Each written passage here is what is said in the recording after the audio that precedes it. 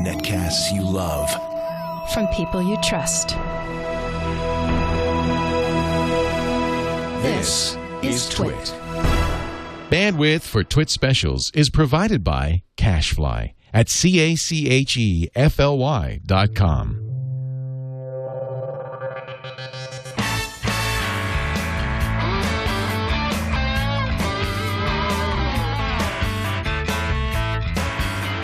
This is TWiT Live Special number 122, live from NAB 2012, recorded Thursday, April 19th, 2012.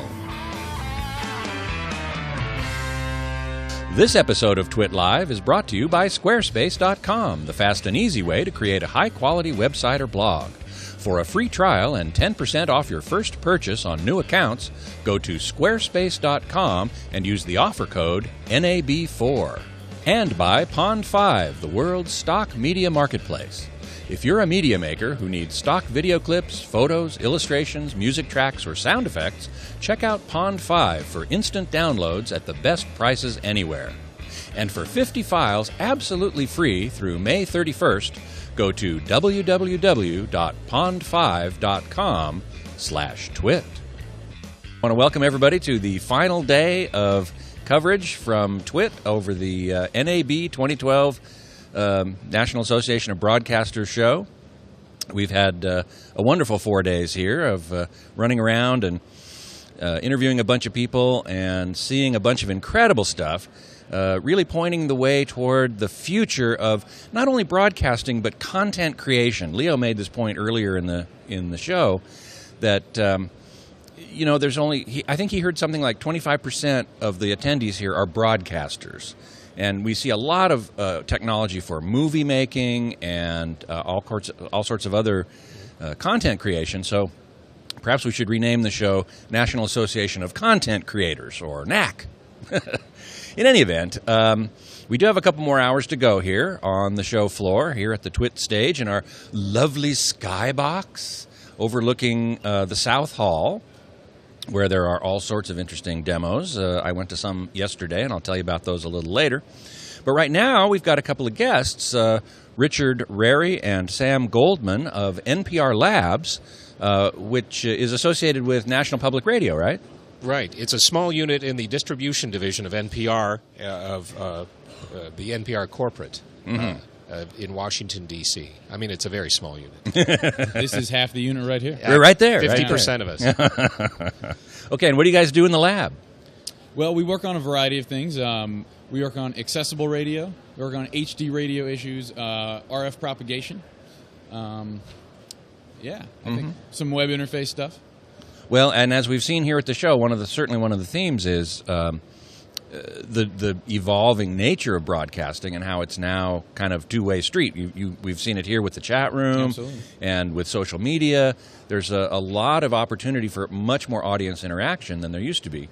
And you guys are right at the forefront of that. Another thing you guys are doing that I heard about earlier is some new technologies for accessibility of radio to those with hearing with hearing impairment. It's also for not only for the deaf but the deaf-blind. Mm-hmm. It's bringing radio to people that want to consume it but can't because it's just not accessible. Mm-hmm. So we're using some speech-to-text technology that is now affordable and somewhat computerized. It can be cleaned up. Is that getting more accurate than it used to be? I mean, speech-to-text has been around for a long time. It has. But it's very, very difficult unless your computer is trained to your voice. Mm-hmm. And probably the most accurate was a $120 an hour stenographer, which is beyond the reach of radio. That is the problem. So that's bringing technology to bear to bring that technology. And once you get the program into text, it can be sent to a refreshable brailer, and it can be read by a deaf-blind person as well. So that is so cool. It actually has little pins that raise and lower, and 8 pins that are on a little solenoid, and there's a little cantilever, so when no matter how hard they read, it won't damage the mechanism. But it's hideously expensive. It's technology that is $100 per Braille character. Wow! And so it's for the rich deaf-blind. It should be for everybody. Of course. There are programs that fund Braille displays. But yes. essentially they are extremely expensive and not necessarily accessible. Yeah. Accessibility devices. But the cool part is there's an audience waiting to be served that is hungry for the information. And we have anecdotal stories of professors at Gallaudet who are deaf and have married a hearing spouse and are irritated because they can't get the transcripts for NPR programs for 3 days because of the process to get the accuracy. Right, of course. And by that time, all of their hearing friends have discussed the programs, and they're annoyed because they can't be a part of it. And it's old news. Yes. In a sense. Yes. So we're very much looking forward to opening accessibility to everybody that wants it, and suddenly there's just hundreds of thousands of people that could benefit from this. Wow. The other anecdote we get is people are in the car. There's a couple. One is driving, can't sign while your hand's on the wheel, and they're listening to Car Talk, laughing hysterically while the spouse is sitting in the other seat. Yes, I don't know what's going on. I can't hear it. Yeah. This might be inappropriate. I don't know if my husband should be listening to it. Wow. Well, that's very cool. Car Talk is one of my favorite shows, by the way. So, well, that's fantastic. I'm really glad to know that that you're working on widening the availability of NPR programming to those who might not otherwise be able to enjoy it. The cool part is using HD radio technology. It's the national digital standard now for the United States. It's closer to being just an open pipe, and you can fill it with data or audio or picture or anything you can think of. And I guess it's been always the problem of getting more receivers out into the marketplace for more people to receive it, and having receivers. My secret dream is having a receiver that has an API, so y'all out there could put your work into a receiver and make it do whatever you want it to do to display however you want it. I think that would be the ultimate, just like we do with web interfaces and have the look and feel. Sure. We're hopefully one step closer to that this year. Ubiquiti has developed a phone which has an HD radio, not just an FM radio, but an HD radio chip inside, so that it's an Android phone and it's a prototype, so they can go and try and market this to people. And hopefully we'll have HD radios in cell phones pretty soon. Yeah. What kind of bandwidth do you get with HD radio? I mean, how per channel, I guess? How much is there? Well, the total bandwidth is 120 kilobits per second on the... there are actually a couple different logical channels. So the main one, you get 120, and then you can get an additional 24 on a second without going all digital, which is currently not authorized by the FCC, but perhaps way down the road could be. But yeah, currently with the hybrid broadcast, you get 120 and then 24 on the second. The 120 can be subdivided into whatever data and audio channels you'd like to. So that 120 carries the audio plus whatever data you want. Yeah, you can divide. You can decide the bit rate of your audio channels, and you can assign certain bit rates for data channels, for album art, for text, for captioning. In our case, is very interesting. We'll be starting to work with that. And it's totally dynamic, so you can change it, and there's no difference in the carrier. Nothing goes off. The receivers automatically know. And I think the technology is so intriguing that it uses some military communications technology, and it has 1,024 digital carriers superimposed on an FM channel. And I think if more people, more techies like us, could look into it. I mean, there's some books by David Maxon about HD radio. You would go, wow, this is mind-blowing. The kind of error correction and data correction and ability to receive the data signals under less than optimal conditions. It's very elegant. It's extremely elegant. Wow. Well, again, another example of the changing face of broadcasting. Yes. Well, actually, yes, and it just makes broadcasters more comfortable to transition into the IT and technology world. It's so logical. It's just an even flow. So you learn it here. Hey, it works over here as well. Fantastic.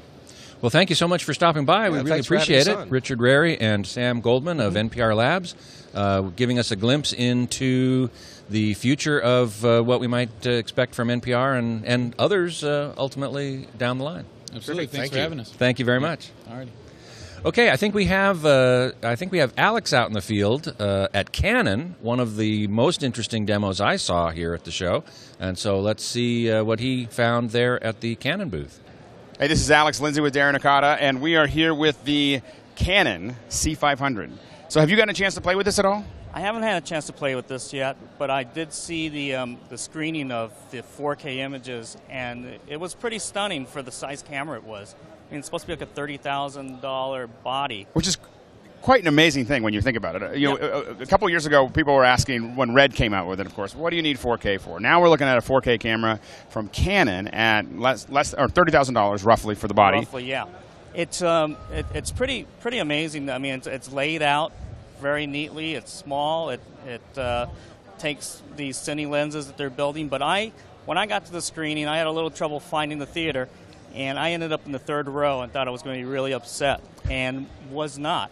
I was sitting in the third row watching these 4K images out of the camera, and it was truly amazing looking. Does it feel like film when you're looking at it? It does. I mean, it feels closer to film than I've seen other cameras that started out, I mean, of this sort of size. Right. And it is amazing when you really think about not only the fact that it's shooting 4K, but the form factor is so small.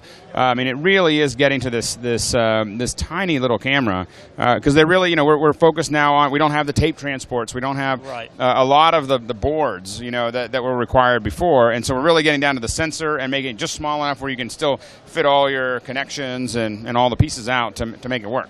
I mean, one of the things, this is the same form factor as the C300 that they introduced just in last November, but there's something about the size of this where it feels like it wants to be right in your hand. I mean, on this side's usually a grip, but because of the 4K outputs here, they're using this as an output port. But you could take this and just work with it like it's a Hasselblad, or build it out like this in a full studio mode, which is a really cool, versatile camera. Now, still, there's a lot of content that's still being shot on film.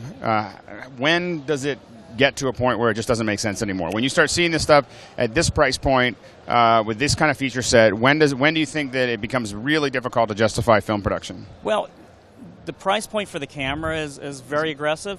I think that when the price comes down to store the footage, because you can acquire, you can shoot the stuff, but to store this many terabytes is actually starting to creep back up and even up the field. So I think once that whole technology starts to come down, then it's just going to be irresistible. Well, that's that constant challenge, right? I mean, every time, it seems like every time the storage gets faster and cheaper and everything else, then suddenly we just learn how to use it all up. It's that no matter how big your backpack is, exactly, it's always full. Yeah. So it's do you see yourself? Are you hoping to, or you think you're going to have a project that you're going to possibly use one of these on? I think definitely. I mean, I've seen the low light capability of this. The dynamic range is incredible, and it has, using the Canon log, gives you so much more range to correct from. You can actually paint the image you want in it. It's really close to the same working method as transferring film to a digital intermediate. So you get a lot of those tools back that you can use. Fantastic. Well, that is the Canon C500. Darren, thanks so much. Hey, my pleasure. This is Alex Lindsey and Darren Okada at NAB 2012. Thanks, Alex. Yeah, that's an amazing camera, I have to say. I got here early on Sunday, earlier than I might have otherwise, in order to see specifically the short movies. They're still called films. I'm not quite sure why, I guess out of tradition. That Canon shot with the C500. One of them was with the C500. The other one was with the EOS 1DC, which is essentially a digital SLR with 4K video capability. And both of those films are remarkable. And in particular, the C500 was a movie called Man and Beast. And it was both of them are about 8 minutes long. And it's a documentary about a biologist by the name of Rabinowitz. That's right, Alan Rabinowitz, who was born a severe stutterer. And he found that he could not speak to people, but he could speak to animals. Fascinating story. And he ended up learning how to speak. And in fact, he did the voiceover of the movie, and it was perfectly fluent. So this was quite remarkable. But in terms of the technology and the movie itself, shot at 4K, shown at a theater here in Las Vegas, over at the Palms Hotel, on a 50-foot screen, at 4K from a Sony 4K projector. It just looked amazing. There were some close-up shots of jaguars. He has become a specialist in jaguars and tigers. And some of the shots of these tigers and jaguars in particular were just incredible, with the detail in the hair and the whiskers and so on. It really is something special. Somebody in the chat room was asking about the lenses. The body of that camera, the C500 that Alex was showing us, is about $30,000 roughly. And the lenses, of course, vary greatly in price depending upon, what it is. I will say that the movie that I saw shot on the C500 was quite remarkable. One aspect of it that was really remarkable, other than the great resolution, was the low light capability.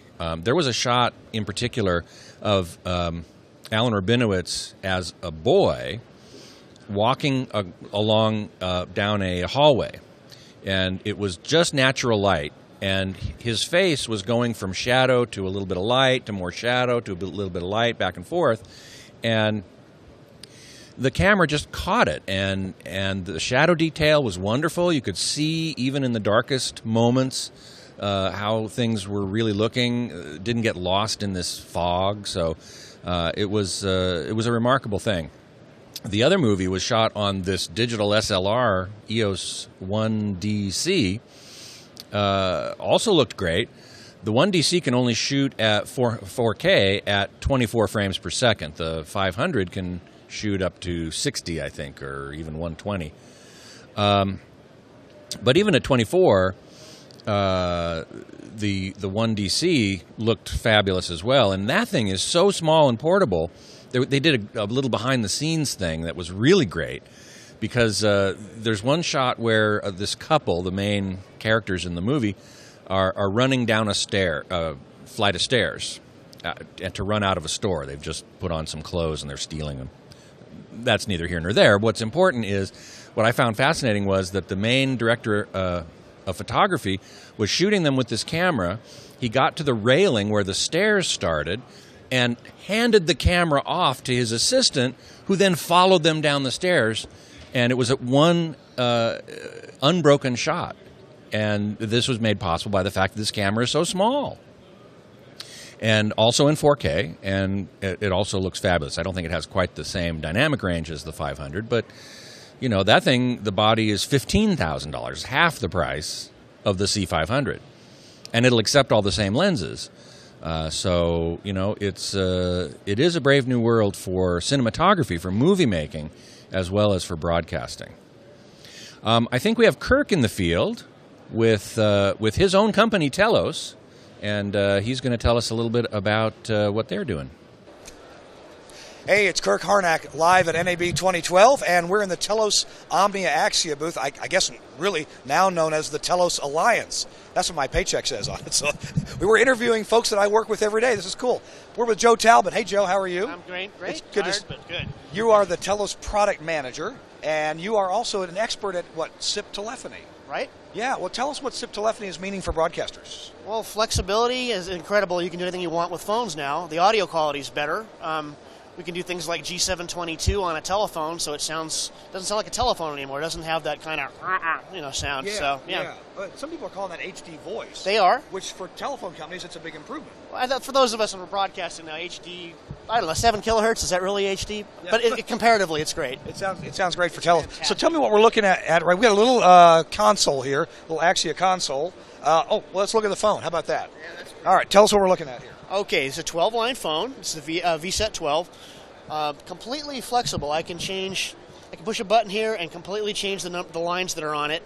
Now this is a production room show that I defined, but if you had a studio that's used for multiple shows, different kind of things, needed different phone numbers, you could easily go in here and change this to something else.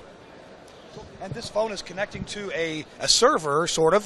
Correct. What's that? To we call the VX engine. And the VX engine over Ethernet, powered over Ethernet. Wait a minute, I got to see. You going to show the back of it here? Yeah, see if you can show us the back there. Yeah, they made the cord short. Oh, the cord's short. Okay. There we go. All right, it's an Ethernet jack with the lights and everything. Regular old Ethernet. So basically, that talks to an engine which is in the rack over here. Typically, you'd have that in the back of the radio station someplace. Let's take a walk over there. We have some more phones that attach to the system right here. Not everybody needs a 12-line phone, so we have a 6-line phone and a single-line phone. That'd be good for like production rooms or news workstations, something like that. And all of these connect via just Ethernet to a switch, which is hooked to the engine. Exactly right. Okay. Here's the VX engine right here. All righty. And it's a pretty simple device. It's got dual power supplies in case one fails, but it also has just 2 Ethernet jacks on the back. That's all there is. So one of them, pretty much the lines go in as SIP, and the other one is talking to the whole LiveWire ecosystem. So this is, if I get it right, this is a multi-studio, multi-line phone system working with SIP trunks. Correct. And you can move things around. If you got a morning show that, oh my gosh, we're doing a big contest today, need more lines. Sure. If you have, exactly. If they had a talk show or just a request show, they might need more lines or less lines of another type. But the main thing is the audio quality on this will blow you away. It's like nothing you've ever heard on the phone. I understand that this is on the air now at some big TV news network. People you've heard and know, and right. Good outfit. Thanks a lot, Joe. Appreciate it very much. We're walking on through the Telos Omnia and Axia booth here.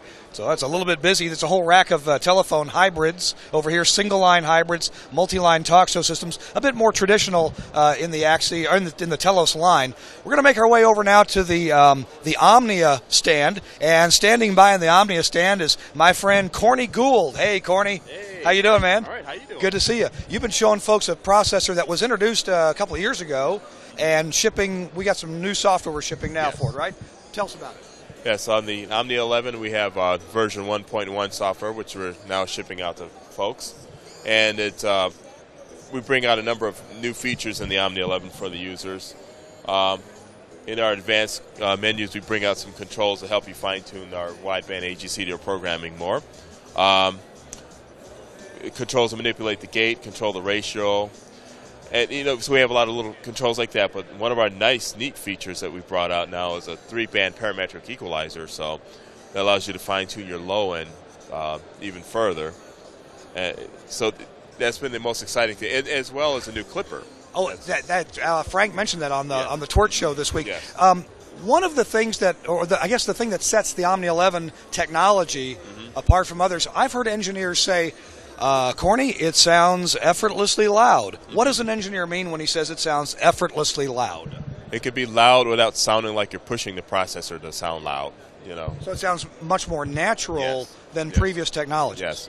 Yes, it sounds, for the given loudness level, there's a certain relaxed, laid-back effort. Sort of like a strong guy just lifting up a heavy suitcase without thinking about it. How does distortion and getting rid of intermod distortion play into that concept? A lot of the sound that people equate to is the processor sounding like it's being louder is the increase of intermod distortion and harmonic distortion. When you remove those, you can be just as loud without that side effect of sounding like you're making the processor be loud. Yeah. And, I think a lot of folks know what intermod distortion sounds like. They just don't know what it's called. Right. Yeah. Thanks a lot, Corny. No problem. Appreciate your time very much. We're going to make our way over now to some of my friends in the Axia department. Let's see where we're headed to. Clark. Hey, Clark. Hey, Kurt. How you doing? Good, man. How you doing? Clark Novak is the marketing director, e-marketing for Axia. I guess we ought to go over to the console, shouldn't we? That'd be a good thing. Okay, let's run over here. This console looks like something we call the IQ. Yes, it is. That's because it's smart. Okay. Tell me about the IQ. This one's kind of big. Yeah, this comes in sizes from 8 to 24 faders, and what you do is you start with the mainframe, which is 8 faders wide, and then you can add on additional modules that allow you to construct customized consoles. For instance, this one over here has 6 additional faders, and it also has these user buttons on the side that let you connect to GPIO events or routing commands, customize some things for control of your peripherals around the studio.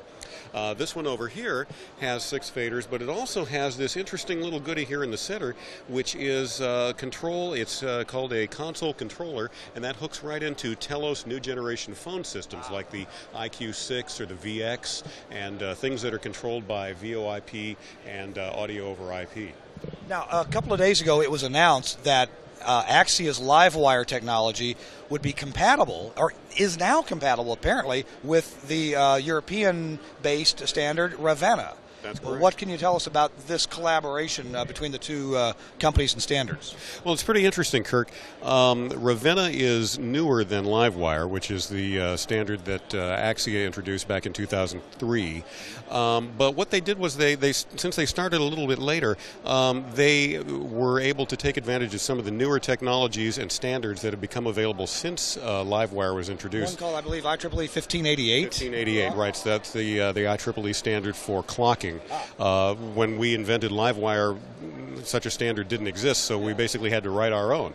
Now there is that standard, and so we started talking with Ravenna and the folks at ALC Networks about a year ago and said, what you're doing and what we're doing is very similar, and it would make more sense for us to collaborate and work together than it would for us to butt our heads together. Yeah. And so that's what we've done. So Axia devices, as you say right now, using a new product we've introduced right here at the show called an X node, are compatible with Ravenna, and going forward, even all of our older product, we're going right back to the beginning in 2003, is going to have a Ravenna compatible mode that will allow them to operate with Ravenna. Cool. Thanks a lot very much. Appreciate your help, Clark. We've been live here at the Telos Omnia Axia booth at NAB 2012. I would like to take a moment to thank our sponsor for this show, Squarespace.com. Now, if you've ever had any inkling to start your own website, and who hasn't, Squarespace.com is a great place to set it up because they offer you all sorts of templates, make it super easy to set up just about any kind of website you'd like with social media features, blog interfaces, and as I said, lots of different kinds of templates. Makes it super simple to start your website with forms, Flickr photo displays, all sorts of stuff. Even better, you can try it for free by going to squarespace.com and using the promo code NAB4. So I sure do encourage you to do that because if you've got a business or if you've got something to say to the world, there's no better way to do it than on a website. And there's no better way to establish a website than at squarespace.com and use that promo code NAB4 for your free trial. So joining me now are Sean Kilbride and Mark Priscaro of Nvidia. And you guys, your company is big into computer graphics. So what are you showing us here at the show? So, we're working with a lot of our partners here at the show. Some of the things that we're really excited about this year at NAB 2012 is the new Mercury playback stuff in Adobe CS6 and how they're utilizing NVIDIA GPUs to really accelerate people's workflows who are using the entire range of suites. In the past, we've worked with Adobe in Premiere on the Mercury playback engine. Now they've expanded the offerings and how the GPU can actually help users into other products like Adobe After Effects as well, with the new optics ray tracer that utilizes GPUs, and new accelerated GPU features in Photoshop as well. And Speed Grade is now shipping as part of the suite, utilizing NVIDIA GPUs to accelerate that, and using Quadro SDI for color monitoring. So that we're really excited to be a partner with them this year. And you mentioned computer graphics at the top, and obviously that's the hallmark of NVIDIA and our product portfolio, but it's so much more now, especially in respect to NAB and broadcasting and post-production. Our overall theme for the show is we're transforming the entire digital content creation workflow. And the way we're doing that is GPU computing is becoming more and more pervasive, especially in broadcast, film, post-production. And here at the show, that's very representative. If you look across some of our major partners across the show floor, I like to say from A to Q, AJA systems, all the way to Quantel, you will see our technology incorporated in some form or another in their solutions. In the case of Quantel, their Pablo color correction software. It utilizes GPU acceleration to a large extent. Blackmagic Design, which is right behind us here with a huge booth, their Resolve, DaVinci Resolve, also uses our technology. Harris with their CG, their Inscriber CG products, that utilizes a couple of our Quadro professional GPUs, and the list goes on and on. Over 40 partners alone here at NAB. Well, it seems to me even more important, it's becoming more and more important to have GPU, graphics processing unit, a separate processor dedicated to graphics as high definition becomes the norm as it is now, even as we move into 4K. The amount of data that is having to be run through these systems is just enormous. And so as much help as they can get, I'm sure, is of great benefit to the workflow, as you say. Yeah, absolutely. Definitely. Having a dedicated GPU in your system is probably one of the best ways that you can accelerate your workflow in many of the video production applications. And in addition to just having a GPU, now we're also offering what we call Maximus configurations. As more and more applications take advantage of the GPU processing powers to do basically non-graphical things. They're basically using CUDA, which is our programming language, to offload a lot of the parallel processing that occurs within these applications. Adding a Tesla card, which is one of our dedicated compute cards, along with one of our Quadro professional cards, that's what we call a Maximus configuration, really allows people to do graphics and compute, and it gives them the best of both worlds to really accelerate these workflows. Wow, that's incredible. Has NVIDIA addressed the 4K issue? Can you deal with 4K files? We're definitely working with all of the guys out there that are doing 4K. We've worked with Rarey. We're working with the Red guys, and we realize Red is going to be a really big part of really video. Big. Yeah, moving forward. Oh yeah. And it's really lowering the barriers too. It's not just studios that are really interested in it. It's pretty much everybody. Yeah, the price of these cameras is coming down so far. I mean, we've seen the Canon 1DC at 15 grand. JVC has a 4K camcorder at like $5,000. Sony has one, I think, in the 10 grand range. So those still sound like a lot of money, but compared to what it was only a year or two ago, it's really opening that market to a lot more people, and a lot more people are going to want to start processing 4K. Exactly. Yeah. And not just 4K, but we're also looking at guys doing multiple streams. I mean, it's very common now that a video shoot that might have had two cameras before, now that's just exponentially exploding. With these small cameras like GoPro. Exactly. That are shooting very high quality, and you can put them anywhere. So people really want to utilize multiple streams. We're showing some great examples of multicam editing using Adobe CS6 in our booth. That's all using the GPU to process all those streams. So that, basically you can process real time and get all your streams, be able to make your edit decisions really easily. The next big thing is coming, but it's like, are the tools going to be there to implement that technology? In the case of 4K, we're fully capable and ready to provide the back technology to manipulate 4K video. What about higher frame rates? I don't know if you've seen the Christie demo. I was incredibly impressed with that. James Cameron showing the benefit of shooting at 48 and even 60 frames per second. Well, a friend of his, Doug Trumbull, who you may or may not know. I do. We had an industry event last night at the Bellagio, and he's talking about doing 120 frames per second. and we're a key partner of his in doing that, along with Christie. Excellent. That was probably the most impressive demo I've seen so far at the show, is that high frame rate and how much clearer motion looks on the screen. Yeah, he was talking about how current 3D films are at very, very reduced light levels, Lamperts. Yes. And to him, that's a huge issue. And what he's working on as part of his development of 120 frames per second films is much higher Lamperts, much brighter viewing experience for the viewers. And he thinks that's going to be the next big thing in film. And what was interesting in his presentation last night was he said, with the proliferation of tablets and smartphones, and the younger generations are all viewing content on mobile devices, movie theater box office revenues are down. About the lowest they've been in about 15, 16 years. And he feels that this is what's going to draw people, including younger crowds, back to the movie theater because the experience is so much more immersive and just a much better experience than what's currently out there. What about 3D? I assume you guys deal with that as well? Oh, yeah.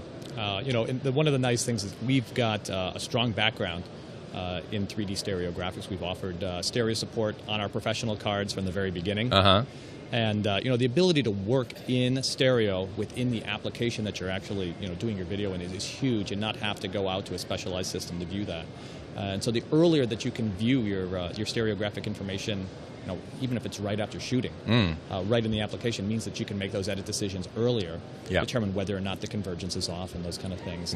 So being able to have that ability to process that, utilizing your Quadro graphics card, we even have very specialized viewing solution with our 3D Vision Pro solutions that can either be used at a single workstation or are great for theater environments and collaborative spaces. What is this now? I'm not familiar with this one. So 3D Vision Pro is a 3D viewing solution that we offer. It's a display. I mean, it's designed to work with lots of different displays. I see. We can work with Christie. We can work with Barco. Anybody that's doing or any of the 3D TVs that are available. Exactly, the 3D TVs, and it's an active shutter glass solution, which is really good for reducing the eye strain because we work at we use a RF transmitter rather than the standard IR, which means that if you happen to look away. Very good. Very good. So syncing the glasses, you don't have to be line of sight looking straight at the display as you do with most active glasses TVs. Right. And in large viewing environments like auditoriums or theaters, it's makes very it much better. The only problem I see with that is that active glasses typically reduce the amount of light reaching your eye more than passive glasses. But you do get full resolution in each eye. Right. And one of the things that Nvidia has introduced in our 3D solutions is this thing called Light Boost, which helps to boost the gain on the monitors. Very good. And it helps to alleviate some of that. Fantastic. Sean Kilbride and Mark Priscaro, thank you so much for dropping by. We really appreciate the update on NVIDIA. Yeah, it's been a pleasure. Yeah, thank you. Appreciate it. Thank you very much. Okay, I think next we have a missive from the field. Alex at the Sony booth. Take it away.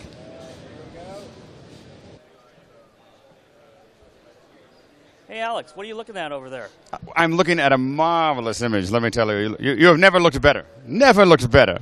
What 4K good? This 4K is unbelievable. So this is a slightly larger camera than what we've been looking at. Why don't you come over here and talk to us a little bit about this? So we've got Now, we've been looking at a lot of cameras that are really kind of the rebel filmmaker, the less expensive filmmaker, but this is kind of the big boy of the digital cameras right now. Yeah, this is pretty much what a lot of the cameras are being compared to. I mean, it's a full 4K camera. And it's even more than a 4K camera, right? Yeah, the sensor is sensing 8K, downsampling the 4K. And now, why are they doing that? One, oversampling just makes for an incredibly great picture. Right. Also, it's putting out a log signal, so it's very, very film-like. I mean, you'll see right here it says S-Log 2398.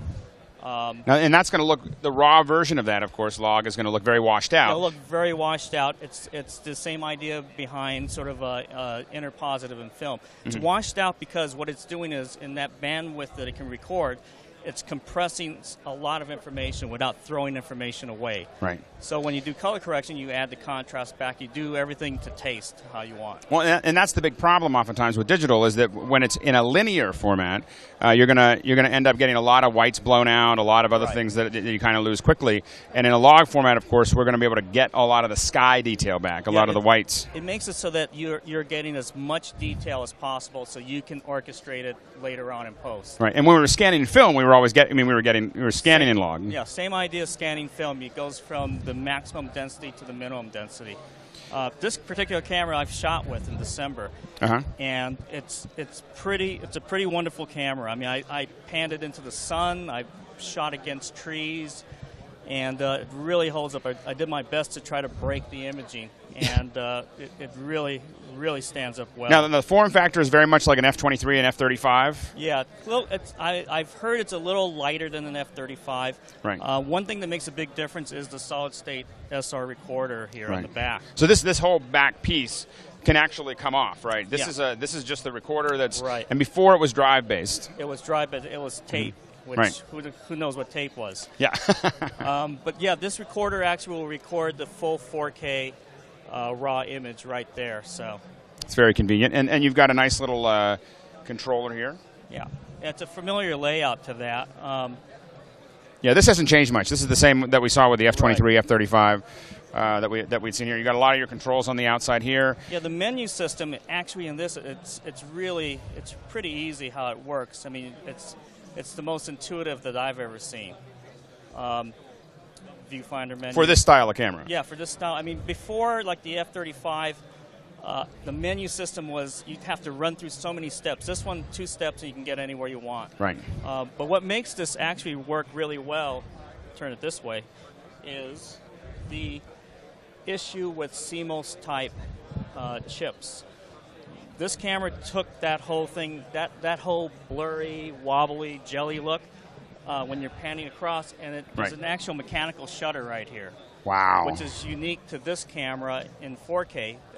The Arri Alexa Studio has a mechanical shutter, but this camera has it built in. It's standard, so you can. So instead of having the chip actually scanning and doing the refresh for every frame, the chip is grabbing it, and the shutter's coming down, and it clears the chip, so you get a clean exposure of movement. And it looks. I've shot both with and without. And it looks really filmic with the mechanical shutter going, but it was a really simple solution to a pretty complex problem. Right, and that's not something you're going to see in the lower end cameras, or not the lower end, but the less expensive cameras. Right. That this is something that, I mean, because this camera is a little more expensive than all the other ones. I mean, we've been talking about $30,000 and $10,000, but this one is. But it's still, I think the body, I believe, is below $70,000. Is it really? So, yeah. No. So for the technology of this. Really? I thought this one was much higher. I thought this was. It's wow. What I've seen is somewhere between $60,000 and $70,000 for the body. Now, not the lenses. Right. But. And of course, most people aren't buying these. So what happens most of the time when you're thinking about filmmaking with these digital cameras, once you get to this size especially, I always think of when you're in the maybe up to 30,000, but really in the 10 to 20,000, people are buying them and they're using them internally. Once they get over that, that's a rental agency. It is. But at this price, I mean, you're looking at an image that can be blown up on a gigantic 60-foot screen. It may make sense. There may be a lot of sales where you'd want to own this camera to be able to do things. You can keep it busy enough. Yeah. So anyway, this is the F65 at the Sony booth here at NAB 2012. Yeah, thanks, Alex. The F65, that's the big guns. As he said in that little piece there, you're probably going to rent that. You're probably not going to buy that, except if you're James Cameron, perhaps. Although I don't know, I'm not saying that he's endorsing that. I don't know what cameras he uses actually, but that is the big gun at Sony. And Sony was interesting. We passed by their booth. In fact, we did some of Home Theater Geeks there.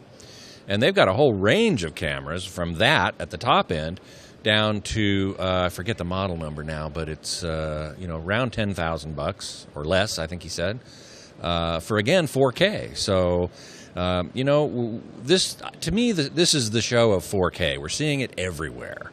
We're seeing it in cameras. We're seeing it in displays. And we're seeing it in workflows, just about everywhere that there's anything here. We're looking at 4K. One of the most interesting 4K developments for me as a home theater geek is the projector and the Red Ray player at Red Digital Cinema. Now, we all know Red as being one of the premier digital camera makers, and a lot of top name filmmakers are using it. Peter Jackson is using the Red in filming The Hobbit, which is going to be at a higher frame rate, and I'll talk about that in a minute. But what was really interesting at the Red booth this year is a new projector, and it's a 4K projector. It is modular in that the light source, the illumination source, is in a separate box. And so the projector itself is small and light, and all it has is what's called the modulation engine, or the imaging engine, which produces the image that is then projected onto the screen. And the light that is used to illuminate that image comes from a trio of lasers in a box that sits in a rack someplace and is connected to the projector by fiber optic cable. And what's really cool is that you can stack these laser modules. So depending on the size of the screen you want to illuminate, obviously the bigger the screen, the more light you need. So in a home theater situation, you would only use one of these laser packs or modules. And in a larger screen, as you get larger and larger into commercial cinema and so on, you would add a second, a third, a fourth, as many as you want, to increase the total light output, which is a brilliant idea, just absolutely brilliant. The other thing that is, in fact, even more important than the projector, which, as I said, projects 4K, is the Red Ray source device. I guess it's called a Red Ray player, I think is what it is. And it is a hard disk server, essentially. You put content onto this hard disk inside this player, and it plays out 4K. This answers the question, the big question about 4K that has been in my mind up to now, which is, okay, we've got cameras, we've got displays. How are we going to get the content into the home? We can get it into the commercial cinema because we have 4K projectors. Studios are now starting to deliver 4K content to the commercial cinemas. But what about to the home? Blu-ray can't do it. We might need a new form of Blu-ray, and everyone's going to roll their eyes and go, oh no, another disc format, just what we don't need. And Red Digital Cinema has come up with this Red Ray solution, which is not, it's a physical format, but it's not an optical disc. It's a hard disk. And it can stream 4K to the projector, no problem at all. And so the question then is, how are you going to get the content to this player? Well, it offers several options. You can bring it in on an SD card or a USB drive of some sort. So perhaps in the future, 4K movies will be sold on thumb drives, you know? It could be. Or you could bring it in over this professional link called HD SDI. So I think this is one critical part of the whole move to 4K, which is how are we going to deliver it and how are we going to play it at home in particular. And this Red Ray player is the answer. Now, what about pricing? Well, I've heard some pretty interesting things from the guys at Red. The projector itself with one laser illumination module and a Red Ray player all together around 10 grand. Yes, that's a lot of money, but for a 4K projector, oh, and by the way, it does 3D at 4K per eye. What? That's amazing. We saw a demo. In fact, they were showing a film. A lot of companies are doing that. They've shot films specifically to show at NAB, and they shot it on the Red camera, of course. It's a film by Luke Scott, Ridley Scott's son. Ridley is listed as one of the producers of the film. It's a little sci-fi short, kind of a dystopian vision of the future, which is kind of, I guess, like father, like son, huh?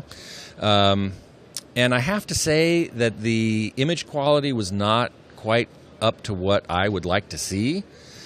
I was told that it wasn't quite totally tweaked and adjusted, tuned perfectly. We were only seeing 2K per eye, whereas in fact we should be able to see ultimately 4K per eye. It was with passive glasses. The black level wasn't that great. The contrast wasn't that great, but I think in part it was due to the content. It was pretty low dynamic range in a lot of that content, and so it didn't quite pop. But you know, it was a prototype. It was being tuned. It should look better today than it did yesterday. So you know, we shall see. But it's a very exciting development, pointing the way toward much higher resolutions in the home. Now, I think we have somebody. Oh, I see. Okay, yeah, we're gonna go back to Sony because Alex had so much to look at there that he had yet more. He has more missives from the field. So take it away, Alex. This is Alex Lindsey and Darren Nakata, and we are here again at the Sony booth. Yes. And this is the NEX FS700U. Which I think is one of the revolutionary things that we're seeing here at the show. Yeah, this camera does slow motion, incredible slow motion, and it will be. I believe this is going to have a firmware update at some point, and a little package that can use its 4K sensor. It actually has a 4K sensor in it. Right, and so you have the 4K sensor. Now this looks a lot like an FS100, and I have a small collection, a small gaggle of FS100s that we use a lot. We really like them. Interchangeable lenses. You have but it pretty much the 100 kind of ends right here, and you've got the lens mount, and there's a whole other section here that is where the 700 probably begins in a lot of ways. And I think that the big thing that we're seeing here is that we haven't seen a low-cost, high-speed camera at a real resolution. Of course, Casio has ones that are like 180 by 20 or something like that. But we're looking at a real resolution that you could use in a project at a reasonable price. I think this is like $10,000. Yeah, it's the technology packed in here. Watching the slow motion is absolutely beautiful. It looks like film slow motion. It's just gorgeous. And we're talking about 480 frames a second at 720p, 240 frames a second at 1080p, and then it's unknown at the higher resolutions that it might be available, what the speed might be. When we were working on films, really, when you're talking mechanical film, we were talking 320, 240. Yeah, that was pretty much. 320 was where you could go without getting too specialized. Right. And at that, all you had was a window of maybe 5 seconds of action that you're going to expand out. This you can roll and get, incredible results with it. Right. Yeah. So and this one is the one that won the best camcorder of the year here at NAB, and it is, and I can see why. I think that this changes the game because I think that a lot of other people. Now, of course, Red has been doing it from day one. Yeah. We have to always remind because I still feel like a lot of this revolution is all thanks to Red. Yeah, Red drove everybody to want to develop something smaller, more affordable, and let's push our technology. I hate to be the old geezer, but I just keep on looking at these little cameras. A $10,000 camera that could shoot 4K, shoots high speed. I think this is really my next camera that I'm going to buy. Yeah, this camera is really exciting. Last year we saw this form factor, and I thought this was great. But now adding the rest of this and having the high speed, just the high speed alone is cool to get. But now you get an entire camera and someday 4K capable. Well, and I think that a lot of people sometimes have a hard time thinking about what would you use high speed for, other than throwing things on the ground, and which is, by the way, very fun. Throw things on the ground, taking pictures of them. Yeah, things break in slow motion, watch water. But a lot of times in the visual effects area, of course, we're slowing things down to add scale. Yeah, add mass to it. So we're not dropping a real house. It's a smaller house. Right, exactly. And there's a whole mathematical equation to how many frames you need to, if it's a 1/32 or 1/12 scale, there's a certain speed that you have to set it up so that it's going to look like it's real. Right. And that's the idea that the average consumer, I think this is going to change what we see on YouTube. This is going to change what we see on a lot of other pieces of content. And, of course, I think every camera is going to have this in the next couple of years. Yeah, slow motion capability is just going to add a whole nother visual language to what the average consumer is putting out there. And I think, once you shoot something that's super slow motion, like 200 plus frames, it's addictive. You want to see everything like that. Absolutely. Well, this is Alex Lindsey and Darren Nakata, and this is at the Sony booth here at NAB 2012. Wow, Sony's just got so much stuff to show. Before we saw, of course, the top of the line, and there we just saw the entry level at $10,000 for a camera that can do 4K when they upgrade the software. So at the moment it doesn't, but it will be able to ultimately. It's got the hardware to do it. And for $10,000, that's starting to get into semi-affordable range. Anyway, visiting me now is Alec Pettersen at WideOrbit. Hey, Alex. Good morning. Good morning. Welcome to the show. Thank you. So tell us about WideOrbit. What does the company do? WideOrbit got in the business about 12 years ago. We started in the traffic and sales systems. And traffic is not managing cars and streetlights. It's not like, now on the 405, we got to jam up at... Exactly, a SIG alert on the 405. SIG alert on the 405, exactly. Right. So not that type of traffic system. It helps... So what are we talking about traffic? What's the word traffic mean in this case? Traffic really is inventory. It helps a broadcaster, particularly a television station or cable network, manage their sales, their sales content. It's all about revenue and driving their bottom line, right? Of course. So they sell spots, manage programs. It helps them to build that inventory list, to optimize their sales, and to really look and drive revenue and optimize that revenue base. So it's a software product. It's not a hardware product. It's a software. So it runs on Windows or whatever? It runs on a Windows-based technology, SQL database, MS SQL database, but it helps them. That's where that's our entry point. That's where we started. We actually have and help sales assistants and executives to sell inventory on their television station. That's our entry point. We've continued to build our product base and provide more technology and more tools across the media landscape to help television stations and cable networks manage their operations. We started, and the product that I oversee is the WideOrbit Master Control and Automation product. And what that means is that we help actually the television station or cable network manage their content, video and audio content. Actually, the playout, what a consumer sees on their television set, that's the product behind the cameras, right? Behind the television set is this technology that we deliver that to the television set. Called management. Automated management. It's exactly. It's automation, right? It's master control and automation. Master control. That's what. Right. Reminds me of the master control program in the original Tron. Yeah. Great. So what we have is a television station. Just kind of walk you through the content or the workflow. Yeah, please. The television station will actually receive a commercial, and it can be delivered satellite, could be delivered tape, over the internet. It could actually be FTP, right? So they get that content in. Same thing with the program. So I Love Lucy comes in, right? Kind of dating myself. Yeah, maybe American Idol. How's that? So American Idol comes in, right? And they have commercial against that, right? They're selling time against that program. Sure. Right? That comes in, gets delivered. The television station, cable network, looks at it. They need to manage that. They need to edit it. They need to put that in the right form for playout. Right. Be it 1080, 480, 720, whatever that form factor is on the delivery piece. They need to put that in the right form. Right. So they can deliver. And then store it someplace. Exactly. On a SAN or whatever. SAN, whatever type of technology they have in terms of storage, be able to store that.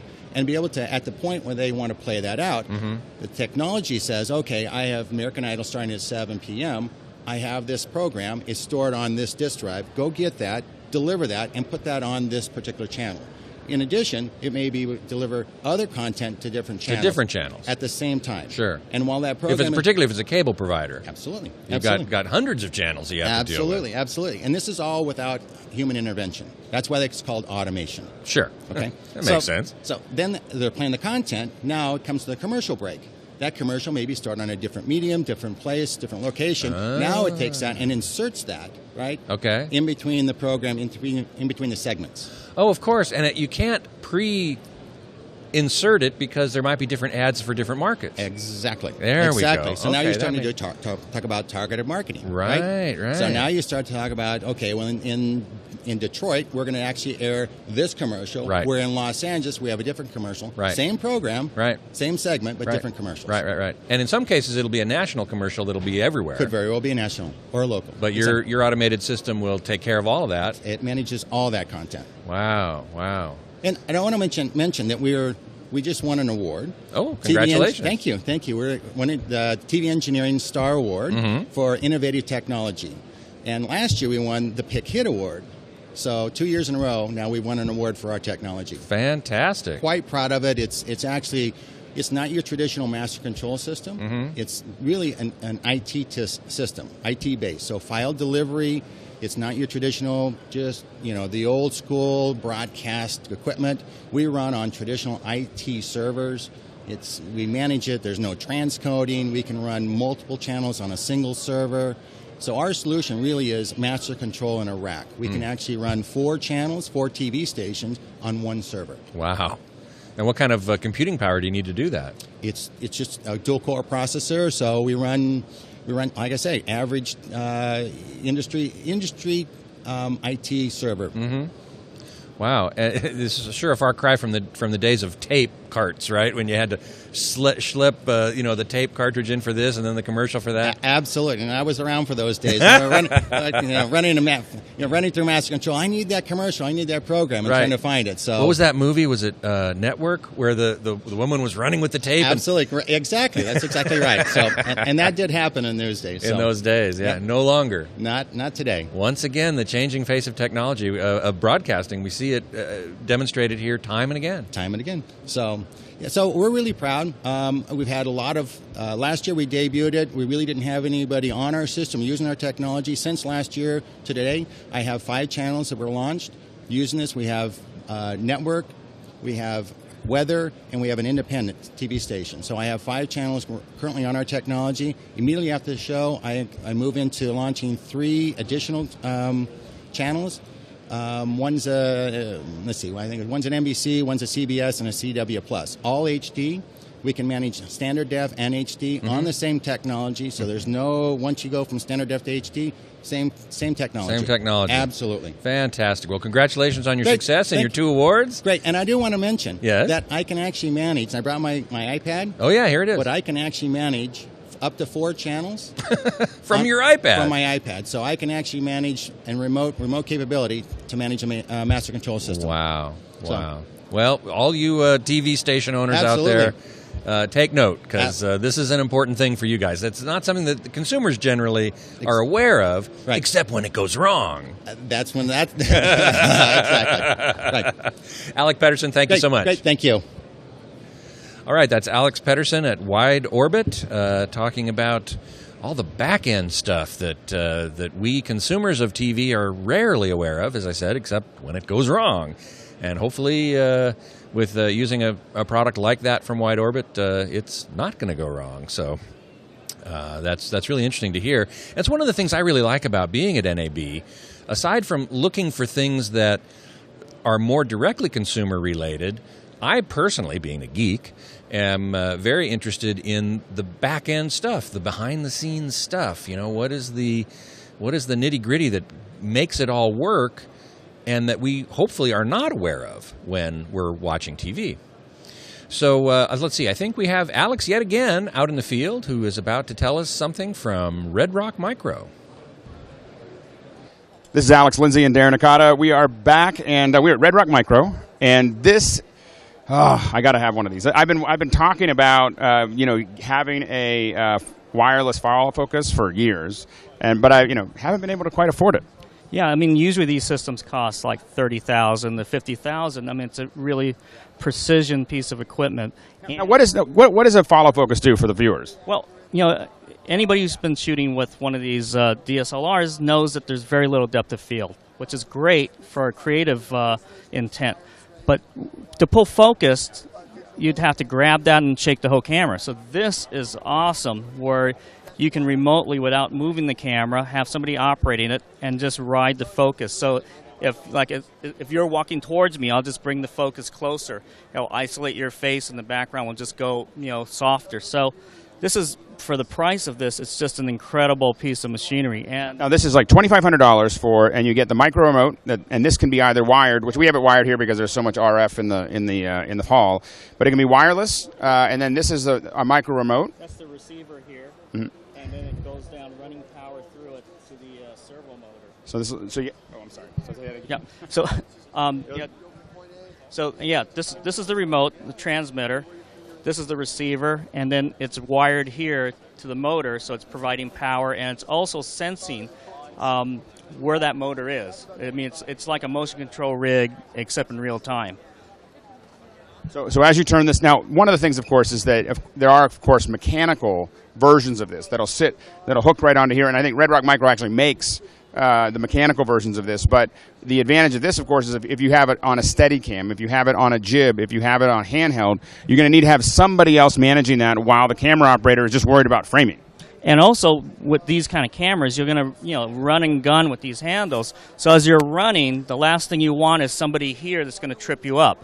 So the focus puller can be here on the side and be just working the focus as you're just hauling through some hallway somewhere. So I think that, again, now that we finally have an opportunity to have one of these at a price point that all of us can actually, a lot of us can actually afford, I think that this is definitely in the short-term future for my little lab. So this is Alex Lindsey and Darren Nakata, and this is Red Rock Micro at NAB 2012. Thanks, Alex. Yeah, I was watching the chat room during that little segment there, and somebody said, I guess 4K is going to have to be delivered by a hard drive or something. Yeah, that's probably true. Or possibly downloading it like overnight, because it's going to take up a ton of storage. Interestingly, I wanted to make this point. When I saw the Canon demo, which was these two little short films, one shot on the C500 and the other shot on the 1DC, they're about 8 minutes long, and they were delivered to the theater on 32 gigabyte thumb drives. That's right. It's amazing. Now, you might think, well, even 8 minutes at 4K, that's got to take up a lot of space. Well, it was the content was in the Digital Cinema Package, or DCP, which encodes the video with a codec called JPEG 2000, which is similar to MPEG or H.264 or MPEG-2 in that it compresses the content, the amount of data, by quite a bit. But JPEG 2000 is the standard codec used for digital cinema in commercial applications. So I found that just absolutely fascinating that they could deliver an 8-minute 4K movie on a 32-gigabyte thumb drive. So somebody had it in their pocket, and they stuck it in the projector, and away they went, and it really looked quite amazing. Another thing, speaking of codecs, I did want to also mention that over at Red Digital Cinema, they are also talking about a new codec that they're using. You know, I don't have my notes with me. I forgot what it was called, but it's a proprietary codec that was allowing them to show 4K 3D at about 15 to 20 megabits per second, which is very, very low. And they claim that when they play it next to uncompressed, that it's visually indistinguishable. Now, I'll be the judge of that for myself. Thank you very much. But I hope to go and see that, actually, at some point. They're in Irvine, I believe.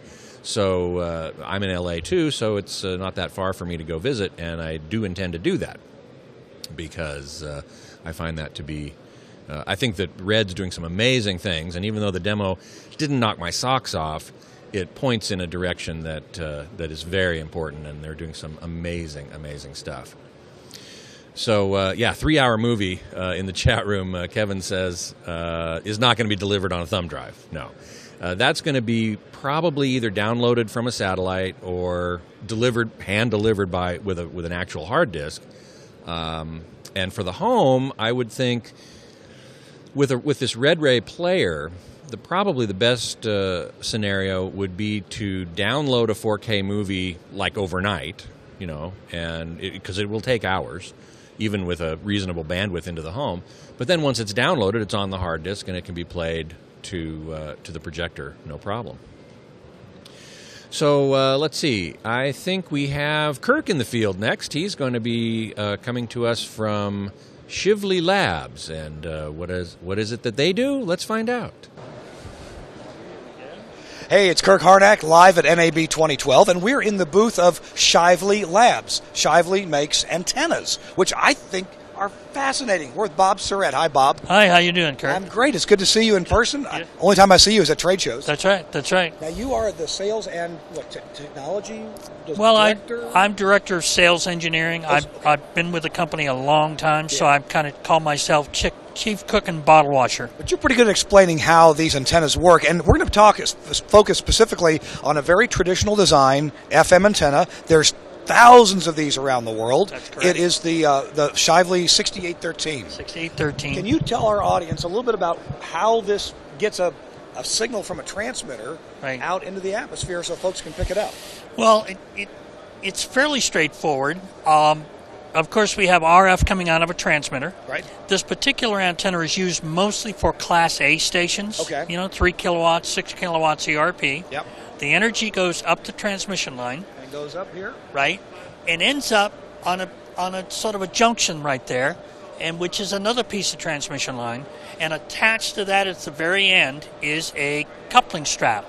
The bent metal strap there? That's correct. It looks like a letter D sort of? That's correct. Okay. So that's our feed strap that couples the energy from the 50-ohm transmission line to the radiator. Okay. And the radiator couples energy to free space, which is 377 ohms. Now, so the transmission line is 50 ohms. Right. Free space is, you said, 377 ohms. And so the antenna's job is to match the impedance of the transmission line to the impedance of Mother Nature. That's correct. And I use the analogy of saying on a AC power line, there are transformers that take the energy from the high voltage lines to a transformer to the house current. Yes, okay. Okay, so this does kind of the same thing where it takes the energy from the transmitter and puts it out into free space, and then you hear it on your radio. Gotcha. Okay. Now, over here you've got a bigger version of that antenna, plus it's got a big garbage can around it. Well, in most environments, not most environments, in a lot of environments, it's good to have the elements not on the radiator itself. Okay. Even if you're near the ocean or water or something like that. Yeah, you don't want salt water on it. You don't want salt water and stuff like that. In the winter, in the north, you don't want snow and ice on it. This antenna here is our model 6810. It is a higher powered unit, and a lot of Class C stations use it. Now, just to make sure I understand something right here, when they install this, it's not cut open like that, right? That's okay. It's closed up. It's all closed up. So from a distance, these look like big gray blobs on the top of the tower. That is correct. Now, real quick, tell me about a couple other antennas in the booth here. There's some other designs. Some that have a panel. Right. And so, what's this? What are these panel things? Well, this particular one is what we call a 6018. It's a vertical only panel. Okay. Actually, you can rotate it and have it so it's a horizontally this is polarized. The polarization of the transmission of the wave. Okay. Right. Okay. All of the other antennas, well, that dipole, that vertical dipole, that does vertical only. Okay. In a omnidirectional sense. With a panel, if you have 3 around or 4 around, you're omnidirectional. If you have a single panel, then it's highly directional. Just above us, that's a circularly polarized panel antenna. It's just a model, if you will. Actually, the 6813, 6810, 6812, 6814, the 6020, and the 6832 over there are all full size. Right. These are models. These are miniaturized models. That's correct. And this one here, just to give you the If concept. folks want more information about antennas and Cachefly Labs, white papers and specs, right, where do they go? Go to Cachefly, www.cachefly.com. Okay. And there's a for the technically inclined section in there, and you can pull that down and see several of the white papers that I've done presentations for. I believe I did the chapter on the filters and combiners for the 10th edition of the NAB handbook. Oh, okay. And that is also on our site. Cool. Yeah. Bob, thank you very, very much. It's Kirk Harnack in the Cachefly Labs booth at NAB 2012. Thanks, Kirk. Boy, there's just so many different things to learn about here at the show. I don't think it can be done in 4 days, but we're certainly doing our best to bring as much of it as we can to you. Now, I've been watching the chat room here, and quite a few people have been commenting on when I was talking about 4K to the home and downloading and so on. I saw a number of people say, "Well, there goes your data cap," and certainly downloading a 4K file is going to do serious damage to your data cap unless you happen to have, unlimited data, which I don't think very many people do. Then there's the issue of bandwidth into the home itself, and I saw a couple of comments in there about how, the U.S. is really lagging behind the rest of the world in available bandwidth, generally speaking. I think South Korea is probably at the top at around 20 megabits, generally, on average. The U.S. is something around 6 or 7, perhaps.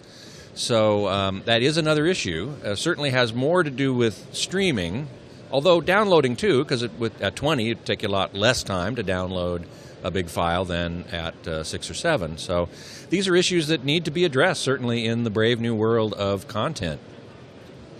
So I have here joining me now Thom Calabro, is that it? Very good. Excellent. Exactly. Wonderful. From Fujifilm and Fujinon. Right. And I know that Fujinon is big into lenses. We make a couple. Yeah, that's true. That is true. Yeah, we've been doing it for some time. Mm-hmm. And the name Fujifilm, I have to say, I mean, I know the name well, but here we are in the world of digital cinema and digital photography. Where's the film? Actually, the film is all over. First of all, with our lenses, of course, we have coatings that we have to put on our lenses to make them that kind transmit. of film. That is one of the films that we have. Okay. Another film that we have is in another part of our company. That there's films that we make for the front of all of these LCDs and LED monitors. Really? Made by Fujifilm. We are a big supplier of that. And in some of our other technologies, which relate to film, we are in the medical business as for coatings on different medical products, medicines, and what have you. So it goes really. When I first heard that we're keeping the name Fujifilm, I was like, well, that's old school, but it's not really at all. Yeah, exactly right. You mentioned the films that you put on the front of LCD and LED TVs. and I've noticed a trend. LCD TVs used to have this matte finish. Right. And now they're getting much shinier, generally speaking, which is, I think, mostly an attempt to lower the black level. Do you have anything to say about that trend? Not so much. That is not my area of expertise. But Okay. I do know that some of the coatings that we make for these monitors allow a wider viewing angle. So very important for for watching TV in an environment which is a normal home where you have chairs at different angles in relationship to the monitor. So it improves that. Well, this is always the big bugaboo with all LCD TVs is as you go off axis, the contrast ratio decreases, the black level increases, it starts looking washed out. And what you're saying is that by appropriate application of advanced films, you can decrease that problem and increase the angle at which people can watch and have a satisfactory experience. That's right. That's right. And you're very right in saying that it improves the overall contrast when you're off axis. That was a big problem in the beginning. It really these was. flat screens. Yeah, and it still continues to be in many cases. Yeah, but it's getting better. Yeah, it's getting better. Yeah, well, that's good. That's good. I'm really glad to hear that because LCD and LED TVs in particular so far outsell plasmas. That addressing that seems to be kind of one of the final issues that really needs to be addressed with LCD TVs. Yeah, that's true. Yeah. That is true.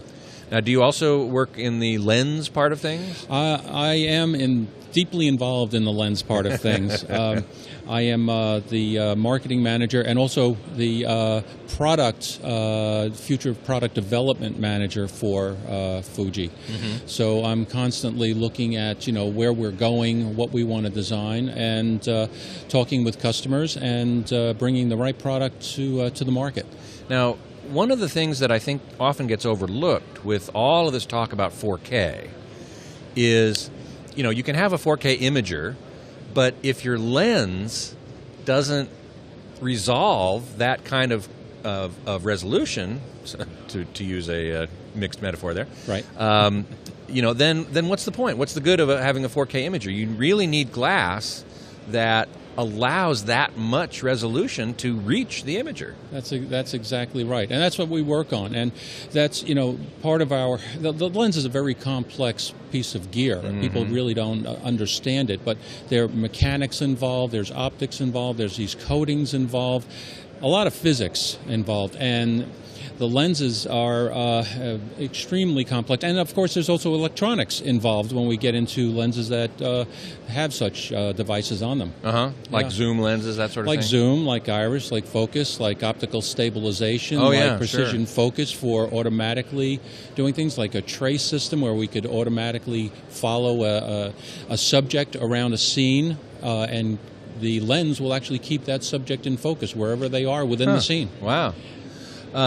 It's funny. I look at lenses very much as akin to analog electronics. Digital electronics starts expensive and gets inexpensive as you stamp out a million of them. But good analog electronics always remains expensive. As I know, glass lenses always remain expensive because there's no way to mass produce high quality glass. That's right. It's so precise. Yeah. Well, there's a couple of things there. As you stated, it's very difficult to make high quality glass. It's also that these devices are, for the most part, handmade. Exactly. A lot of labor involved in making these lenses. One of our lenses, for instance, one of our longer lenses that's used on helicopters and what have you, it takes 40 man-hours to produce one lens. A lot of labor. A lot of labor. Which is why I said earlier, we were talking about these 4K cameras and how they're coming down and down and down in price. And oftentimes the lens is more expensive than the body. That's right. That's right. But as I always like to say, your image is not getting any better once it leaves the back end of the lens. That's right. So if you want your best image, you better start out with the best lens. That's right. That's right. Another area where the lenses have become more a reason they've become more expensive is on the image size. As the imagers have gotten smaller, 1/3 inch, we've started really out in 2/3 inch, gone down to 1/2 inch, now 1/3 inch. The imager got smaller, the pixel size got smaller. Right. So that means the errors become easier to see. They Yeah. become more apparent as Yeah. you do that. So Mhm. the lenses have had to become better and better and better. So that's another reason why the cost has stayed up, has maintained, and in some instances actually risen. And so what is, I talked with one of your PR people before the show, and they were pretty excited about some announcements of Fujinon here at the show. Yeah, we have a breakthrough product in the PL area. It's a PL 19-90, which is not all that remarkable. It's a lightweight zoom. It is the longest one available, which is nice. But when you look at it, it looks like a standard ENG style lens because it has a servo attached to it. But in looking at it as a PL lens, it has the gearing of a PL lens. We've gone further with it in that you can actually back focus the lens rather than shimming the lens. So this is going to be a great boom to rental houses and people who are constantly changing lenses on cameras. It has a macro, which allows extreme close-ups, never before on a PL lens. But with the motor attached, it will operate like a standard ENG lens with your zoom, focus, iris. It will accept our standard ENG controllers. It will accept wireless controllers such as the Preston, controllers that the cine people are really quite used to. It has 16-bit encoders, so it'll output metadata, the lens data, so LDS or /I, the Cook system. So it is extremely remarkable. It is very, very well received, and it basically bridges from the cine user to the video user, and it doesn't ask either one of them to compromise. So it's actually giving both camps more than they've had ever before. And what kind of money would we expect to spend for such a lens? This lens is listing at $38,000 with the servo. With the servo attached, it weighs 2.7 kilograms, without 2.2 kilograms, and has a T-stop of 2.9 flat all the way through the range. Oh, that's nice. And coming later this year will be its companion, and we've dubbed these the Cabrio lenses, as in cabriolet or convertible. Another Cabrio lens, 85 to 300. Will be available, and we're thinking right now it's a little early, but we're thinking it's just going to be a little bit more expensive than the 19-90, and we're going to start deliveries of the 19-90 midsummer. Fantastic. Well, I've certainly seen Fujinon in the credits of many, many movies, so you're obviously a big name in the film industry. That's right, and especially with our 4K plus lenses, our big PL lenses that range from 14.5 to 400 millimeters. They are really the best of the best when it comes to PL zooms. As a matter of fact, many people have told us that they are every bit as good as any prime that they've ever seen. And the prime lens, just for those who might not know, is a single focal length. Right, fixed focal length. Where here, for instance, we have, as I said, we started at 14.5, but that lens is 14.5 to 45. We have an 18 to 80, and so on, all the way up to a 75 to 400. Right. A critical link in the entire production of any visual content is the lens, and as you say, once it's through the lens, that's it. You're not going to get any better than that. That's right. You better get your most resolution and color performance right up front. Fantastic. Thom, Calabro at Fujifilm and Fujinon, thanks so much for stopping by. Well, thank you very much. Really appreciate it. You bet. Okay, so we've got a bunch more to show you. Only about a half an hour more of live coverage here at NAB. Quite remarkable. Time flies when you're having fun. Fruit flies like a banana. Anyway, sorry, I'm getting a little punchy here. I do want to, before we go on, though, I do want to thank our other sponsor for this particular episode of live NAB coverage, which is Pond 5, which is a source of stock audio and video clips for whatever project that you may have and want to insert such things into. Many of you in our audience are media makers, creators of content, and you want to be able to spice that stuff up. And it may be too expensive to buy a camera or a lens or, shoot your own stuff. Take a long time to do that. So why not use some stock footage, which is available to you from Pond 5. And one of the really cool things about it is you really only need to buy it once. You can use it then from then on. You own it, and you can use it as much as you want. You can get music tracks, vector illustrations, sound effects, motion graphics tablets, all of which can be downloaded, and you can use it absolutely at your whim. There's traditional stock shots from all sorts of different agencies, and you can even, if you are an artist and you want to contribute content to Pond 5, you can upload to them, establish what you want to charge for the content, and work it the other way. So it really is a two-way street there. If you need content, you can get it from Pond 5, and if you have content that you want to sell, you can sell it through Pond 5. Pond 5 is, in fact, making a special offer for our audience members. You can get 50 stock media files to download for free if you go to pond5.com/twit. And be sure to use that URL, pond5.com/twit, for your free 50 video clips, or media files, I should say. Could be video, could be sound, could be still images. It's all there at pond5.com.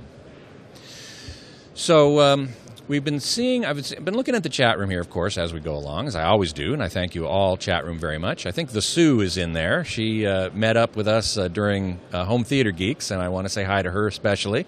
She followed us around for 2 hours to all the different booths that we visited, and she's a really nice gal who is a true geek, no question about it, and sure glad to have her along for the ride in the chat room, along with everybody else who's in the chat room. And, you know what? Hey, Vince360 in the chat room made a very important point about Pond 5. I forgot to say www.pond5.com/twit. We found out that if you don't put the www in front of it, it doesn't work. So please be sure to make a note of that when you go to get your 50 free media files, or to look around there on the website, you want to put that www.pond5.com in the www in front of the rest of the URL that I just gave you. I'm not quite sure why that's not working that way, but thank you so much in the chat room for pointing that out. That was very important, and something that Leo, of course, caught when he was reading this, but it wasn't on my copy, so there you go. The wonders of live television. The Sue, in fact, is in the chat room saying, did I see upstairs that the military has free media files too? No, I didn't see that, actually. With all this talk about 4K, and we've been talking about it all day here, and it's the talk of the show. Cameras, projectors, lenses, content, everything is 4K. But probably the most important demo I've seen so far was 2K. It was actually 1920 by 1080. It was standard high definition. Or high standard definition? No. High definition, as you see at home. And it was 3D, and it was a demonstration of what's called high frame rates. Now, movies for the last 100 years have been made at a frame rate of 24 frames per second. And that was established, according to James Cameron, who was recorded and gave a little spiel in this demo, that was chosen because it was the slowest speed that would still convey a sense of continuous motion. And in those days, the studios had to pay for film stock, right? And they wanted to pay for as little as possible. They didn't want to pay for an extra foot of film stock. So they came up with, how can we get the slowest speed possible that would use the least amount of film? And according to James Cameron, the studio heads were dragged kicking and screaming to 24 frames per second. They wanted to do 16 frames per second. But the problem was that you couldn't sync audio to 16 frames per second. So that was when talkies were just coming in. And so they said, you know what, we need 24 frames per second in order to sync audio. Okay, well, that's the slowest we can go. So that's what we're going to do. Okay, fine. that's what the standard was. That's what's been shot in the U.S. for almost 100 years. Now, of course, we have digital projectors, we have digital cameras that can shoot at much higher rates and that can project at much higher rates. The digital cinema projectors, at least the more recent ones, not the very first ones, but what he called Gen 2, can project and display at higher rates, at 48 frames per second, at 60 frames per second. The cameras, the Red camera can shoot, the Alexa camera can shoot up to 120 frames per second, and the Red can shoot up to 300 frames per second. And so he is advocating that we bring the frame rate, the last piece of 20th century technology, into the 21st century. And the demonstration was in 3D on a Christie projector. It was in the Christie booth just down the hall from where I am sitting now in the lovely TWiT Sky booth. And it was several clips that James Cameron had shot specifically to demonstrate the advantage of shooting at higher frame rates. And so he staged a scene of a medieval banquet, right, with people dressed in medieval clothes, very highly detailed, lots of brocade and so on. And he did several shots, what are called dolly tracking shots, where the camera is basically moved along and across this banquet table. And as it moves, there are chairs that are close in that pass by the camera, people's clothing, you see it go from one side to the other.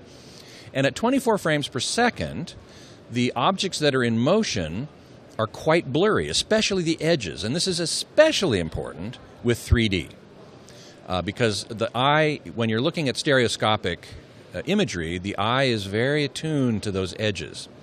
And so at 24 frames per second, there's enough motion within each frame to cause the image of moving objects to be very blurry, especially on the edges. It's called stuttering or judder, and it looks kind of ugly. And so James Cameron was saying, we really need to look at what happens when you increase the frame rate, the number of frames per second that are being shot. So he shot the same scene with 24 frames per second and played back at 24. He shot at 48, played back at 48, and at 60 and played back at 60. And the difference was remarkable. All this stuttery, juddery stuff simply went away. It was sharp, crisp, and clear. It was the sharpest and crispest and clearest at 60, but 48 was a significant improvement. Now, there are those who object to this and say that it doesn't look like film. And I have to say, you're right. It doesn't, because it's not film. It's removing a limitation of a standard that was established 100 years ago because of cost of film, which is no longer relevant. And so my approach to this is I'd rather see a sharper, crisper picture of things in motion. And why we can't accept that? Some people can't accept it because they say it makes a movie look like video. And I'd have to say that in a way that's probably true. But I don't care. I want the best possible picture quality. And if that means shooting at a higher rate and making it look more like video, I'm fine with that. And this will engender lots of discussion and argument and so on, and that's fine. That's great. But it has to be the most important and most impressive demo I've seen at the show so far. I haven't seen the 200-inch auto-stereoscopic glasses-free 3D. I'm going to go see that after the show. But from what I've seen so far, it was just absolutely remarkable, and I really hope that Christie manages to show this demo. It's about a half an hour long. He shot a bunch of clips and showed them at these different frame rates. And I hope that a lot of people get to see it, because only then can you determine for yourself if it really is worthwhile to do that. We do know that Peter Jackson is filming The Hobbit at 48 frames per second. And we now know that James Cameron will be filming Avatar 2 also at 48 frames per second. And he also, at the end of the demo, there were a couple of down conversions, right? Shot at 48 and then played at 24. Because, let's face it, it's got to be backward compatible, because not all theaters have the digital projectors that can play 48 frames. There are even some theaters that still have film. So it has to be backward compatible. So he showed some examples of that. And in fact, when he shot it at 48 or 60, brought it down to 24, it didn't look any worse than if it had been shot at 24 in the first place. So it is backward compatible. There's no greater degradation than you would otherwise see. And so it solves that problem, while also solving the problem of much sharper motion if you are fortunate enough to see it at that higher frame rate.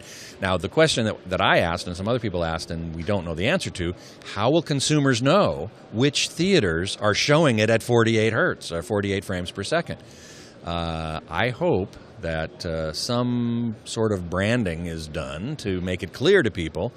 The general public may not know what 48 frames per second means, or why it's important, but I sure as heck want to go to a theater that's showing it that way. So I'm going to be looking very carefully to see how they make that known to the world. So when The Hobbit comes out, you know that I'm going to be looking for such a theater. And living in Burbank as I do, it's likely that there'll be one there, because that's actually media central. So that's my rant. We now have something from the field, from Alex at AirJib. This is Alex Lindsey, and I'm at AirJib XL. And now this is I have to admit, this is my kind of booth. Typically, when I do booths at shows, this is what it looks like. It's just a hole with the stuff that we have. And what they have here is a little jib here. Now, this is we've seen a lot of jibs, a lot of cranes, and this one is one of the more interesting ones. So you have your classic parallelogram. You see this here. That'll keep your camera pointed exactly in the same direction as it goes up, so it stays in there. But the thing that is a little revolutionary here, that I have to say, is the fact that it is built specifically to use your Coke bottle as your ballast. So of course, the idea here is that you have to get the weight, extrapolating for the extra distance here. There's a lot of physics here. To get the weight to actually match here, you need to have a proper weight here, and usually this is a lot more than the camera on the end. And it's always different depending on what kind of gear you have. And so, and oftentimes these are we put weights on them, we put pennies in them, and some of us in a pinch just put Coke cans in. This is Coke bottles. I mean, there's actually openings for the bottles in here. I've just never thought of that, and I don't know why someone hasn't thought of it before this. But I thought that was kind of, it's a lot of fun. Now the question, of course, is, will we need extra bottles if there's Diet Coke? I mean, that really is going to be the thing that we have to think about. But I think that, we'll be able to adjust as we move forward. So anyway, this is the AirJib XL at NAB 2012. Yeah, and then when you're done with the jib, you can just drink the Coke. Sounds good to me.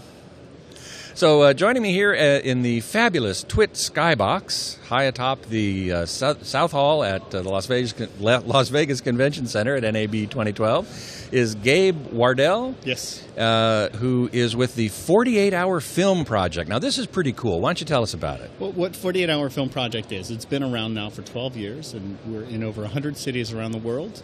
People can find us at 48hourfilm.com if they want to see if there's one in a city near them. If you can. Oh, yes. Get closer to the mic.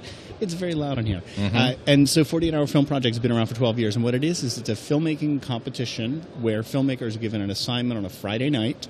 They have 3 obstacles that we give them, which is the name of a character, a line of dialogue, and a prop.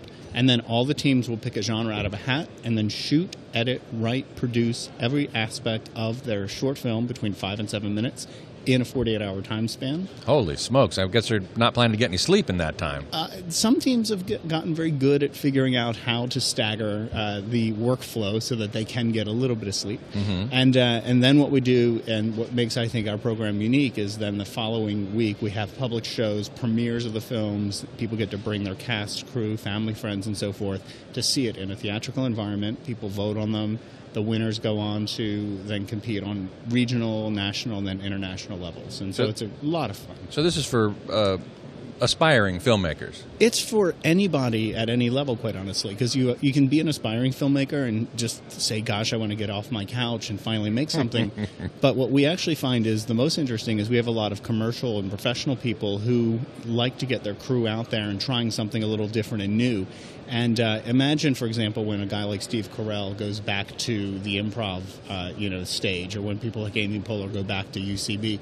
They like to keep their skills sharp, and this is really the equivalent, in our opinion, of doing that. You have to be on your game, and so even the most highly skilled filmmakers who work on commercial projects with big budgets. I'm from the Atlanta market, so we have a lot of Atlanta producers that we work with. We get people from the most competitive levels, and they've won tons of awards in the Webbies and the regional Grammys and so forth, and Emmys, compete because they want to show off what they can do. They want to prove they can do it. So it's like a marathon skill set that they want to put to use. Tex in the chat room says, my friends did this very fun contest. And Web 429 asks, is it free to enter? It is not free to enter. Okay. There's an entry fee in each city. And how much is that? It depends on what level you enter at. So, for example, if you get in early, I think it's about $140. But if you wait till the last minute, which again, 48-hour filmmakers tend to do, it's around $175. Now, are there different levels? I mean, can you compete in the amateur category or the student category or the fully professional category? It would be hard to determine going in. At this point, we have not separated them out. What we have done is we've actually done separate competitions for winners that are like more advanced, where they compete on a second tier. And we've thought about really developing that as a future project, and then also perhaps having a student-based one and so forth. But for now, we like to keep the field wide, and that way, when it comes to networking and the opportunity to get to see each other's work, people can see all different levels of skill in display at the same time. How did the whole project get started? Project got started, and imagine, again, 12 years ago, before technology is what it is now, by some folks in Washington, D.C., the founders, Mark Rupert, and Mark and Christina Rupert, and Liz Langston, came up with this idea. They said, could we make a film in 48 hours? Thinking at the time, there wasn't nonlinear editing systems on your laptop and cameras you can carry around in your pocket on an iPhone. And at the time, it really was a daunting task. And they decided this was a fun thing to do. They got together with some friends, and then it was off to the races. And in many respects, it was visionary because the technology's caught up with them. It's actually made it so the 48 hours is actually too much time, quite honestly. Really? That's where I say people can get sleep. We have in Atlanta, we have a filmmaker who works practically by himself, and he said, I was done with my project. I had around 8 hours to spare. With 8 hours to spare? Yeah, he actually played a street hockey game that afternoon before he dropped this final project. Wow.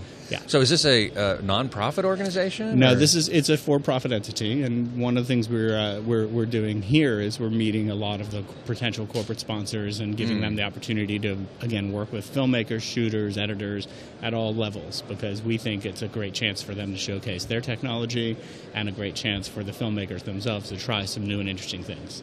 So where can people go to get more information? 48hourfilm.com, the number 4 and 8, and then film.com. Wow.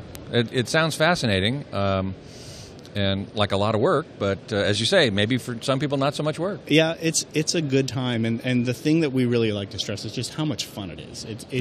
And even though it's technically a competition, it really is a cooperative thing. It's kind of like a marathon. You don't run a marathon to win unless you're one of these competitive Kenyan runners. Yeah, sure. By and large, you're just running it to prove you can do it. And then when you finish, there's this cooperative sense of we all did this together. And in all the cities where we've been located, including New York and L.A., where it tends to be really competitive in the market, the kinds of people who do this really have amazing networking opportunities, great experiences, and they come back year after year because they had such a good time.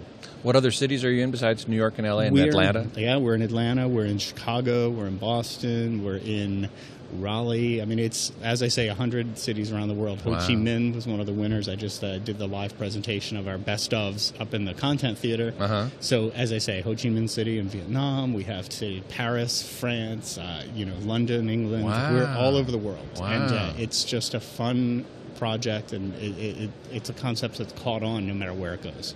Sounds like a lot of fun. We love it. That's great. Thank you so much, Gabe Wardell of the 48-Hour Film Project at 48hourfilm.com. Correct. Thank you so much. All right. Thanks a lot. Appreciate it. Okay, well, listen, we have come to very near the end of our live coverage of NAB 2012. It's been a lot of work. Some of us haven't gotten much sleep, but we have done our darndest to bring you a real sense of the show from the floor, from all these remotes that Alex and Kirk and I have been doing. As well as guests here on the stage, which we've enjoyed plenty of today as well as the last 3 or 4 days. Leo had to take off last night to get ready for the show, his radio show this weekend, and also for his impending trip to Norway, which gives me an opportunity to fill in for him on the weekend of April 28th and 29th, which I'll be doing from the Brick House in lovely Petaluma. Looking forward to that very much, and I hope you will join us for that. I would like very much to thank all of our staff here, because without them, we couldn't do it, and they have worked tirelessly with very little sleep in many cases. Of course, I want to thank Leo Laporte, the chief TWiT, for being the driving force behind all of this. He is, as somebody at the Broadcast Minds panel said, the grandfather of tech. And he certainly is a mentor to me, and I appreciate his friendship and collaboration very much. Kirk Harnack and Alex Lindsey were the other hosts along with me. We are the people you see on camera, but the people off camera are equally, if not more important, because without them we wouldn't be on camera. Lisa Cancel, of course, is the CEO of TWiT, and Eileen Rivera, the primary producer. Lynn Fu and Liz Romero have been shepherding cats and basically keeping things running smoothly. Alex Gumpel at the New Tech TriCaster, which is turning out to be a bit of a challenge, but he has handled it admirably. John Slanina has been here for much of the show, and he's the studio manager up at the Brick House, and he's been helping out on all the tech. Burke McQuinn also has been helping with the tech, as has been Jordan Nemro, Chad Johnson. Karsten Bondi has been one of the producers, as has Chad, and I've been working with him on getting many of the interviews happening here. Brent Bai, fabulous cameraman, the human Steadicam, we call him, because he's just carrying that camera all over the place with the live view when we were streaming live for Home Theater Geeks on Monday, and some other things too, I'm sure. Ryan Marsh and Daryl Nelson, we also want to thank them for their help. There's so much. Oh, and here we're gonna see hopefully a little scene of people. I hope to say hi to everybody. It's kind of dark, but yeah, we don't have all the lights on. Maybe anybody who can, come out here and let's get you on camera in the light. Come on up here. I want to say hi to everyone. Come on, yeah, come right up here. I want everyone to see all the great people who have been working so hard. Lynn, Fu, thank you so much. Liz. Can you touch the ooh, baby. Yeah, you guys have been just great. We thank. Come on, here's Burke. Excellent. Burke. Yes, good. Burke. And Russell, come on, Russell. Did I say your name? Yeah, Russell. Alex. Russell's been helping with the IT. Yes. And he's doing such a great job of keeping it together. Brent, bye. All right.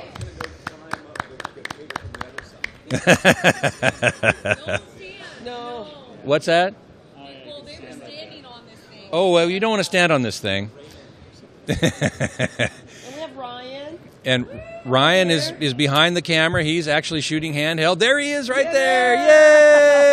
Yay! Come on, Chad. Oh, is Chad? No, Chad's not here anymore. Alex, come on in, Alex. Yeah, I know Alex doesn't like to be on camera very much, but we just want to acknowledge his great work. He's Mr. TriCaster here, and he has been just doing yeoman's duty with very little sleep, as I understand it. And then Jeff, editing. Oh, did you just fall? I fell asleep. Oh, he just fell asleep. Karsten, let's get you in here. I want to see Karsten. Come on. And where's Jeff? Is Jeff... Jeff is editing. Jeff is editing. Wave goodbye. Karsten's last whiteboard. Here's Jeff. Come on, Jeff. Excellent. Jeff's been editing. I don't think I mentioned his name before either. He's not on the list I have here. He's been editing all of the segments that we have, the packages that we've been showing, and all the shows, the live view, Home Theater Geeks, and from the podcast or the Ham Nation, the Ham Party last night, in fact. We had a great dinner at Cafe Nicola. Excellent dinner with all of us last night after the party. I want to thank each and every one of you. It's been just a fabulous experience, and I look forward to doing it again next year. Yay! Actually, before next year, we will be at the CES probably again, will we not, in January? Why not? Maybe. We'll see. And thanks to you all in the chat room for sticking with us all this time. I just love watching the chat room chime in with all kinds of great comments and questions and answers even that nobody else has. So it's all been a fabulous experience. And with that, I guess it is time to say goodbye from NAB 2012. Bye!